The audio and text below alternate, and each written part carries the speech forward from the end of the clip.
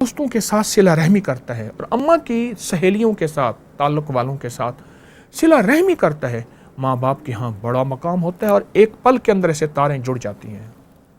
ایک دوسرا، والدین کے لیے بہت دعا، غیبانہ دعا، اور ان کو پڑھ کے ہدیہ، کلمہ، سورۃ قل هو اللہ، اعمال، تلاوت، تسبیحات، صدقات۔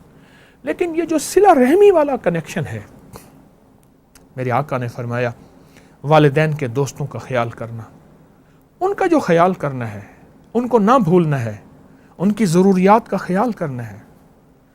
میرے والد صاحب رحمۃ اللہ کے ایک ذمہ دار دوست تھے، بڑے ذمہ دار تھے، میں ان کے ہاں جایا کرتا تھا، پچھلے سال فوت ہوئے، بڑی لمبی عمر پائی۔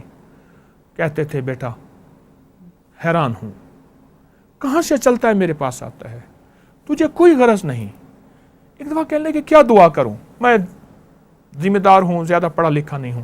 میں نے کہا دعا کریں کہ میری نسلوں میں بھی یہ خیر چلتی رہے، والد کے دوستوں کا خیال۔ ابن عباس تشریف لے جا رہے تھے، حضرت عباس کے بیٹے رضی اللہ تعالی، حضور کے چچا، اعلیٰ گھوڑے پہ اعلیٰ پوشاک پہن کے، ایک بدو کو دیکھا، نیچے اترے، اپنے گھوڑے کی لگام ہاتھ میں پکڑی اور اس سے بچ بچ کے ایسے کر کے باتیں کر رہے تھے، اور اس بدو کو نہ پھر اپنی یمنی چادر بہترین اتار کے ہدیہ دے دی۔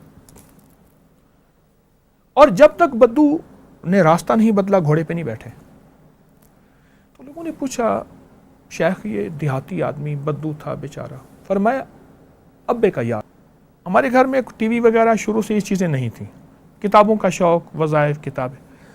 تو میں وہاں گیا تو ماسی عیدے کے گھر اماں بھی ساتھ تھیں، اماں نے کوئی چیز پکائی ہوئی تھی بہت ساری، وہ میں نے اٹھائی ہوئی تھی، اماں ساتھ تھی۔